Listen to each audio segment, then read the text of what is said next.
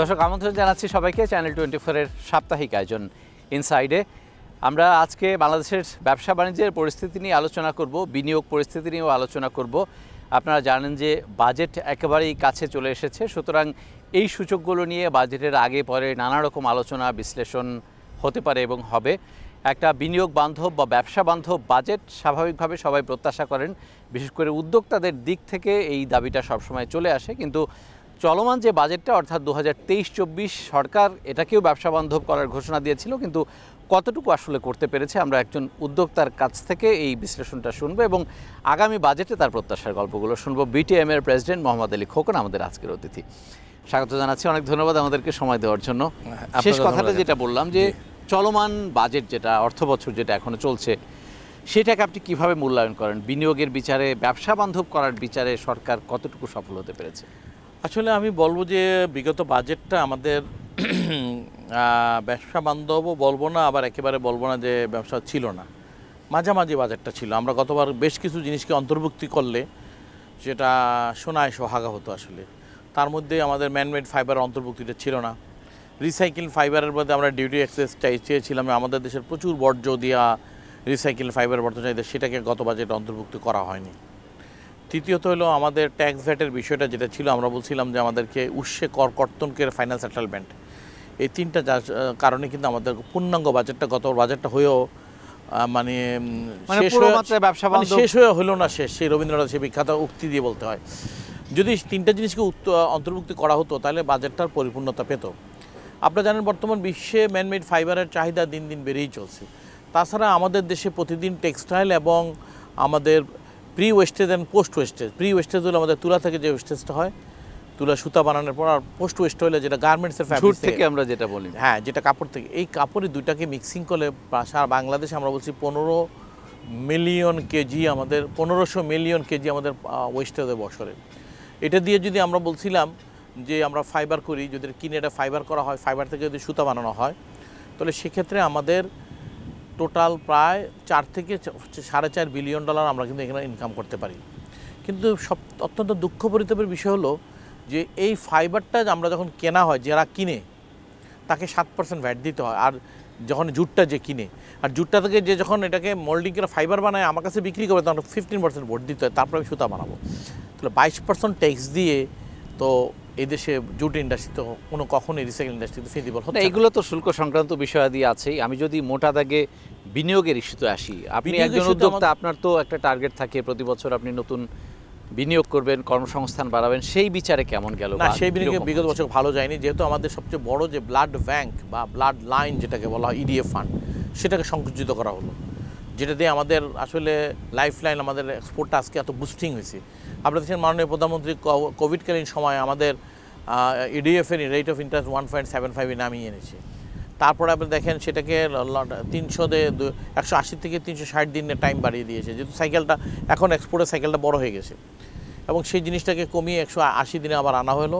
4.5% 4.75% ইডিএফের interest, এবং সেটাকে সংকুচিত করা হলো। তা আমরা কীভাবে বললাম এক্সপোর্ট বুস্টিংটা আমরা মনে করবো সেটা হয়নি।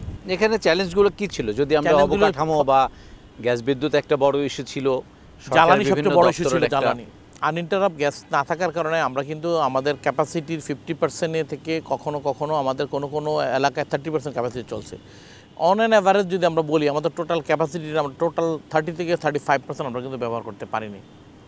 এটা একটা বিষয় ছিল। দ্বিতীয়ত হলো ডলারের দামটা ফ্ল্যাকচুয়েটেড করে হঠাৎ করে 30% ডলারটা আস্তে আস্তে বাড়তো, সেটা আমাদের গায়ে লাগতো না, বা আমাদের বিনিয়োগকারীদের, যারা আমরা ইন্ডাস্ট্রি করছি, 80 টাকা 82 টাকা দরে আমরা যখন মেশিন এলসি দিচ্ছি, সেটা পেমেন্ট যখন ম্যাচিউর হয়েছে আজকে 120 টাকা। এটা আমাদের একটা প্রজেক্ট কস্ট বেড়ে গেছে। এখন এই ফার্দার কস্ট বাড়ার কারণে ব্যাঙ্কগুলি ফার্দার টাকাগুলি দিচ্ছে না।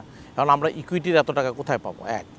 দ্বিতীয়ত বিনিয়োগের এই বর্তমানে এই স্টেবল না ইকোনমিটা আমাদের স্টেবল না থাকার কারণে, ফ্ল্যাকচুয়েশন রেট আপ অ্যান্ড ডাউনের কারণে, এই রেট অফ ইন্টারেস্টটা স্মার্ট রেট করা হলো, সেখানে 13.5 হয়ে গেলো। 13.5 বলতে স্মার্ট রেটটাকে উড্ড করে দেওয়া হলো, তার অর্থ এখন উন্মুক্ত, এখন যে যা ইচ্ছা তা ইন্টারেস্ট নিচ্ছে, এবং সেই ইন্টারেস্ট রেটটা আজকে দেখেন 14.5-15% কোনো ব্যাংক নিচ্ছে। ইকোনমিতে আপনি বলতেছেন যে আমরা দীর্ঘদিন 6-9 করে আটকিয়ে রেখে বলতেছে ইনফ্লেশন বেড়েছে। আমি বলবো যদি সেটা হয়ে থাকে অর্থনীতির ভাষায়, তাহলে ডলার রেটটার বেলায় সেটা উন্মুক্ত করা উচিত।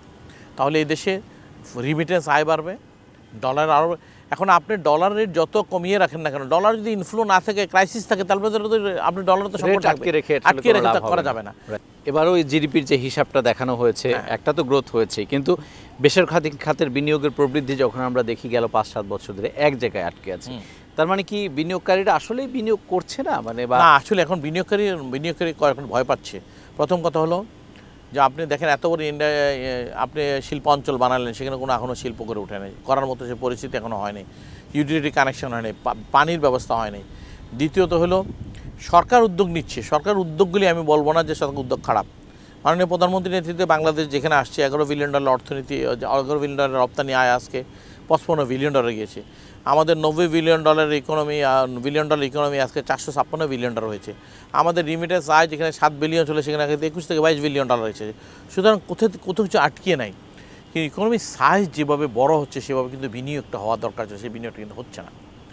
আমাদের $1 ট্রিলিয়ন অর্থনীতির জার্নি, সেই জার্নিতে এবং আমাদেরকে 2027-28 সালে যে আমরা গ্র্যাজুয়েশন করি, 29 সালে আমাদেরকে পরে আমরা আর প্রণোদনা দিতে পারবো না, 2 বছর আমরা গ্রেস পাবো। সেক্ষেত্রে আমাদের প্রস্তুতিটা কী আমি বলবো। আপনি একদিকে দেখেন আপনি জ্বালানি সংকটে ভুগছেন। আমরা বারবার বলে আসছি যে আমদানিতব্য জ্বালানি দিয়ে কোনো দিন সাস্টেনেবল শিল্প হতে পারে না। আপনার নিজস্ব আমদানি নির্ভর জ্বালানির থেকে বেরিয়ে আসতে হবে আপনাকে। 2 হলো আপনাকে রেট ব্যাংকের প্রতিযোগিতামূলক ইন্টারেস্টে আসতে হবে। 3 আমাদের যে সমস্ত রপ্তানিমুখ শিল্পগুলোকে আপনাকে ডাইরেক্ট হোক ইনডাইরেক্ট সুযোগ সুবিধা দিয়ে আপনি যদি বুস্টিং না করেন, $100 বিলিয়ন যে টেক্সটাইল অ্যাপারেলসের যে জার্নিটা 30 সালে হওয়ার কথা, সেখানে আমরা ধাক্কা খাবো। আমরা এই বিগত 9-10 মাসে যদি আমরা দেখি, আপনি দেখেন 6% আমাদের কিন্তু আমরা নেগেটিভে আছে এক্সপোর্ট গ্রোথ। এত ক্রাইসিস দীর্ঘদিন ধরে আপনি খুবই সোচ্চার, ক্রাইসিসের যে বাস্তব চিত্র আপনি তথ্যপাত্রের মাধ্যমে ফুটিয়ে তোলার চেষ্টা করছেন। আমরা যতদূর জানি যে সম্প্রতি মাননীয় প্রধানমন্ত্রীর সাথেও আপনারা এই বিষয়ে আলাপ করেছেন, দেখা করেছেন, কোন ধরনের আশ্বাস পাওয়া গেছে বা কি আলোচনাটা গুরুত্ব পেয়েছিল সেখানে? আমি বলবো আমরা এফবিসিসির প্রেসিডেন্টের নেতৃত্বে, আমাদের মাননীয় প্রধানমন্ত্রীর বিনিয়োগ ও বেসরকারি বিষয়ক উপদেষ্টার নেতৃত্বে আমরা মাননীয় প্রধানমন্ত্রীর সাথে আমাদের আলোচনা হয়েছিলেন। সেটা ব্যবসা বান্ধব আলোচনা, অর্থনীতি নিয়ে এবং আমাদের সমস্যাগুলি সব সেক্টর থেকে, প্রত্যেক সেক্টরে রিপ্রেজেন্ট প্রায় 16 জন বক্তা মাননীয় প্রধানমন্ত্রী মনোযোগ সহকারে 3.5 ঘন্টা আমাদের বক্তব্য শুনেছেন। এবং সেইখানে আমাদের এনভিআরের ভ্যাট কাস্টমের বিভিন্ন নানা হয়রানি, ট্যাক্সের যিনি ট্যাক্স দেয় তার উপর বারবার ট্যাক্সকে আরোপ করা, আমাদের সাথে আলোচনা হয়েছে বাংলাদেশ ব্যাংকের সমস্যা নিয়ে, আগামী দিনে আমাদের জ্বালানি সংকট নিয়ে, বিদ্যুৎ সংকট নিয়ে, এবং সকল সেক্টর থেকে সবাই আমরা কথা বলি। মাননীয় প্রধানমন্ত্রী এগুলিকে নোট করেন এবং কিছু কিছু সংকটের উনি সমাধানের কথা উনি এখানে উল্লেখ করেছেন, যেটা দরকার আছে। কিছু কিছু বিষয়কে উনি বলছেন আমি আলোচনা করে জানাবো। গ্যাস বিদ্যুতের এই যে সংকট, এইটা সমাধানের ক্ষেত্রে গ্যাস সংকটের আমরা বলেছি, গ্যাস এবং বিদ্যুতের সংকট আমরা তুলে ধরছি। আমরা বলছি যে দিনের শেষে আমরা যত কিছু আমদানি করি না কেন, কয়লা আনেন, তেল আনেন, আপনি খাদ্য আনেন, সার আনেন, যাই কিছু আনেন, বৈদেশিক মুদ্রা দরকার। বাংলাদেশে বৈদেশিক মুদ্রা আর্নিং 2টা উপায় আছে। একটা হলো আমাদের হলো রিমিটেন্স আয় আর রপ্তানি আয়। আমরা এটাও বুঝিয়ে দিয়েছি যে আমরা $1 লক্ষ যদি বিগত দিনে আমরা $1 লক্ষ গ্যাস পুরে 5 লক্ষ আমরা $50 লক্ষ এক্সপোর্ট করতে পারি। এখন সেটা আমি $2 লক্ষ গ্যাস পুরলে আমি প্রায় 3 মিলিয়ন মানে $30 লক্ষ এক্সপোর্টটা আর্ন করতে পারি। সুতরাং গ্যাসটা আমাদের প্রাধান্য দেওয়া হোক। প্রকৃতপক্ষে আমরা যেটা বুঝাতে চেষ্টা করছি, গ্যাস সরকার বলতেছে যে সাবসিডি আসলে ইন্ডাস্ট্রিকে দিচ্ছে না, এটা আপনাদেরকে পরিষ্কার। আমরা গ্যাসের দাম মূল্য হলো 31 টাকা 50 পয়সা, পাওয়ার প্ল্যান্টকে দেওয়া হয় 15 টাকা 50 পয়সা, সারকে দেয় 15 টাকা। এই 2টাকে ডাইলুটেড করলে তারা ভুতুর্কির কথা বলে। 2টাকে যদি ইন্ডাস্ট্রি, আমরা বলছি তিতাসের ব্যালেন্স শিটের দিকে তাকাইলে দেখা যায় ইন্ডাস্ট্রি সেক্টরে এবং তারা কমার্শিয়াল সেক্টরে যা গ্যাস দেয় তাতে তার লোকসান নাই। লোকসানটা হচ্ছে গিয়ে তার সারে আর এবং তার বিদ্যুৎ দিতে গিয়ে সেখানে লোকসান। সেই 2টাকে যখন আপনি ডাইলুটেড করেন, সেখানে কিন্তু ভুতুর্কির কথাটা আসে। প্রকৃতপক্ষে কিন্তু আসলে শিল্পে কোনো সরকারের গ্যাসের ভুতুর্কি নেই আমরা বলছি। সুতরাং সবার ভুতুর্কির জিনিসটা শিল্পের উপর চামানো ঠিক নেই। পল্লী বিদ্যুৎ সেম অ্যাকাউন্ট ব্যালেন্স শিটে লক্ষ্য করবেন, সেখানে দেখবেন কমার্শিয়াল এবং ইন্ডাস্ট্রিতে সেখানে তার সারপ্লাস 1100 কোটি টাকা আছে। আমরা গণশুনানির দিকে আমরা দেখেছি। কিন্তু প্রকৃতপক্ষে তারা সেচে যে লোকসানটা দিছে, সেটা এটার সাথে ডাইলুট করার পরে তারা কিন্তু লোকসান। এখন কি পরিস্থিতির উন্নতি হয়েছে কিনা একটু? আমরা পেট্রোবাংলা চেয়ারম্যানের সাথে যখন মিটিং করেছি, তখন বলেছিল যে আমাদের নিজস্ব আহরণ হলে এখন 2000 MMCFD, 2000 থেকে 2100 আর 1100 মতো আমদানি কিনছি। তাতে করে কিছুটা সমস্যা কেটে উঠেছিল, কিন্তু বাইরের সময় ঘূর্ণিঝড়ের কারণে এলএনজির শিপগুলি আসে বিটসে এবং ওগুলি নিরাপদ স্থান থাকার কারণে পাইপলাইনে গ্যাস দিতে পারে না, গ্রিড লাইনে। আজকে গতকাল থেকে আবার নাকি শুরু হয়েছে, চালু হয়েছে। আমরা আশাবাদী হয়তো 2 দিনের সমস্যা কেটে যেতে পারে, সংকট না কাটে তাহলে আমরা সে বিষয়ে আলোচনা করব। বাজেট আসলে আপনাদের কিছু কিছু প্রস্তাবনা বা প্রত্যাশা থাকে। আপনি যেটা বলছিলেন 23-24-এ কিছু প্রস্তাবনা ছিল যেটার হয়তো পুরোপুরি প্রতিফলন দেখা যায়নি। এবার আসলে কোন ধরনের প্রত্যাশাটা রয়েছে? আমরা প্রত্যাশা করি সবচেয়ে বড় সংকট হলো আমাদের এখন ব্যাংকিং এলসি সংকটটা আপনি কীভাবে আমি বলবো, সেটা হলো আমরা যারা রপ্তানি শিল্পের, আমরা যারা ব্যাক টু ব্যাক এলসি করছি বা যারা আমরা তুলা আনছি, আমদানি করছি, এখন আমাদের লিমিটগুলি স্যাংশন করা ছিল আগে ডলারে, মানে টাকায়। এখন আমার যে লিমিটটা যখন 400 কোটি 500 কোটি আমার লিমিট আছে, যে 500 কোটি টাকার লিমিটটা সেটা $51 মিলিয়ন ছিল, বা 400 কোটি টাকা আমার ছিল যে 51 মিলিয়ন, আমারতে দিয়ে উদাহরণ $51 মিলিয়ন। সেটা কিন্তু ডলার দাম বৃদ্ধির সাথে সাথে সেটা এখন যখন 109 টাকা হয়েছে তখন এটা চলে আসছে $38 মিলিয়ন, এখন এটা $32 মিলিয়ন। কিন্তু ব্যাংক কিন্তু সে আমাদেরকে সেভাবে কিন্তু আর্থিক ক্ষতি যেভাবে ডলার স্যাংশন সে কিন্তু ইয়ে করছে না, আমাদের ডলারের যে এক্সচেঞ্জ রেটের মোতাবেক আমাদের কিন্তু লিমিটটা বাড়াচ্ছে না, তাতে করে আমরা কোনো আনইন্টারাপ্ট সাপ্লাই দিতে পারছি না। আনরেট সাপ্লাই দেওয়ার কারণে আমরা কিন্তু সংকট আসছি, ব্যাঙ্কগুলির সংকটে যেমন আছে আমরা সংকট আছে। কারণ আমার যদি ইন্ডাস্ট্রি যদি আমার যদি সাপ্লাই চেইন ঠিক না থাকে কাঁচামাল, তাহলে আমার তো ক্যাশ ফ্লো নেগেটিভ হয়ে যাবে। তো আমি তো আমার তো উদ্যোক্তা হিসেবে আমাকে ভালো উদ্যোক্তাও আমি বলবো খুব দ্রুত গতিতে তারা কিন্তু ব্যাংকে খেলাফি ঋণ হয়ে যাবে। আর দ্বিতীয়ত কথা হলো আমরা এখন যে ফোর্থ ভ্যাসেলে উঠতে যাচ্ছি, আমরা শুনতে পারি বাংলাদেশ ব্যাংক গভর্নরের সাথে কথা বললাম যে উনি আগামী সেপ্টেম্বর থেকে 3 মাসের পর, এখন 6 মাসে খেলাফি, আগামী সেপ্টেম্বর থেকে 3 মাসে খেলাফি হবে, এবং আগামী মার্চ থেকে 1 মাস হইলে আপনি খেলাফি। তা আমাদের ফোর্থ ভ্যাসেলে ওঠার মতো তো অবস্থান এখনও হয় না ইন্ডাস্ট্রি শিল্পের মতো। সুতরাং ভ্যাসেলে ওঠার আগে আমাদের চিন্তা করা উচিত আমরা ফোর্থ ভ্যাসেলে এখন উঠবো কি না।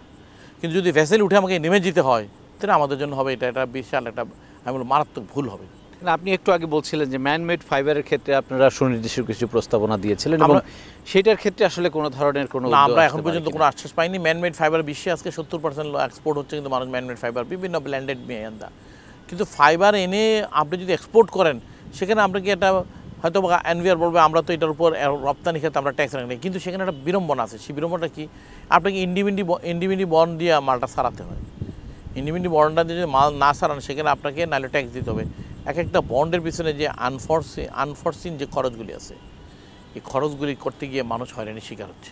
আপনি মাঝামাঝিতে একটা কথা বলছিলেন যে আমাদের ইকোনমি যে হারে বড় হচ্ছে, যে দ্রুতগতিতে আগাচ্ছে, সেই অনুপাতে আমরা বিনিয়োগটা করতে পারছি না বা উদ্যোক্তারা বিনিয়োগ করছেন না। এটা যদি একটু ভেঙে বলতেন আসলে কেন উদ্যোক্তারা বিনিয়োগ করছে না, কি ক্রাইসিসটা মেজরলি? আমরা গতবার সামিটে দেখলাম আমাদের আলোচনা ছিল $100 ট্রিলিয়ন ইকোনমিতে আমরা আমরা প্রবেশ করতে যাচ্ছি, এবং সেখানে আমাদের অ্যাপারেল টেক্সটাইলের 2030 সালের মধ্যে আমাদের $100 বিলিয়ন আমাদের টার্গেট হলো, এক্সপোর্টের টার্গেট। সেই টার্গেটে আমাদেরকে পৌঁছতে পেলে যে পরিমাণ ব্যাকওয়ার্ড ইন্ডাস্ট্রিতে লিঙ্কেজ ইন্ডাস্ট্রি সাপোর্ট দরকার, এখন পর্যন্ত আমাদের $47 বিলিয়ন ইকোনমিতে আমাদের ব্যাকওয়ার্ড লিঙ্কেজ সাপোর্ট মাত্র $28 থেকে $30 বিলিয়ন। আমরা যদি এটা পুরোটা যদি নিজেরা করতে পারতাম তাহলে তো আমাদের ভ্যালুয়েশনটা বাড়তো। আমরা যদি সব কাপড় আনি শুধু স্টিচিং করি তাহলে তো আমাদের হবে না। আমাদের ব্যাকওয়ার্ড শিল্পের যদি আমরা ফুল সাপোর্টটা যদি নেওয়া যেত তাহলে তাহলে আমাদের লিড টাইম কমে আসতো। এই লিড টাইম কমার সাথে সাথে আমাদের কিন্তু এক্সপোর্টটা বুস্টিং হতো, আর অর্ডারটা ভালো হতো, আরও ভালো অর্ডার পাওয়া যেত। সুতরাং আমি মনে করব আগামী দিনে যে ফরওয়ার্ড লিঙ্কেজ ইন্ডাস্ট্রি আমাদের অ্যাপারেল শিল্পের অগ্রযাত্রার জন্য সবচেয়ে বড় ভূমিকা হলো ব্যাকওয়ার্ড লিঙ্কেজ ইন্ডাস্ট্রি। সেখানে সুতা, কাপড়, dyeing, processing, finishing, bottom, zipper, carton, denim সব কিছু মিলিয়ে আমি মনে করব যে আমাদের সরকার এই সেক্টরকে নজর দেওয়া উচিত। আমরা একেবারেই শেষ করব। শেষ প্রশ্ন আপনার কাছে, আমরা যতদূর শুনতে পাচ্ছি যে আমাদের বিভিন্ন খাতে যে প্রণোদনাগুলো দেওয়া হয় সেগুলো আস্তে আস্তে তুলে নেওয়ার একটা চিন্তাভাবনা এনবিআর করছে, তার হয়তো রাজস্ব আয়ের দরকার। অন্যদিকে 26 পরবর্তী সময় আমরা হয়তো এগুলো কন্টিনিউ করতে পারবো না। এটা নিয়ে আপনার পর্যবেক্ষণটা কি? তো আপনাকে রপ্তানি শিল্পের ইনডেন্টভাবে আপনাকে সুযোগ সুবিধা দিতে হবে যদি এটাকে বুস্ট আপ করতে হয়। আমরা মনে করব প্রণোদনা দিয়ে কোনো শিল্প সারা জীবন বাঁচে না, কিন্তু তার বিকল্প ব্যবস্থা না রেখে আপনাকে এই জায়গা থেকে সরে আসা যাবে না। কারণ 26 সাল অনেক সময়, 29 সাল পর্যন্ত আমাদের সময় আছে। আমি মনে করি সর্বশেষ সময় তো আমাদের অপেক্ষা করা উচিত। অনেক ধন্যবাদ। আমরা আজকের আলোচনা এখানে শেষ করতে চাই। ধন্যবাদ আপনাকে। দর্শকের সাথে শেষ করছি আজকের মতো ইনসাইট। ভালো থাকবেন সবাই।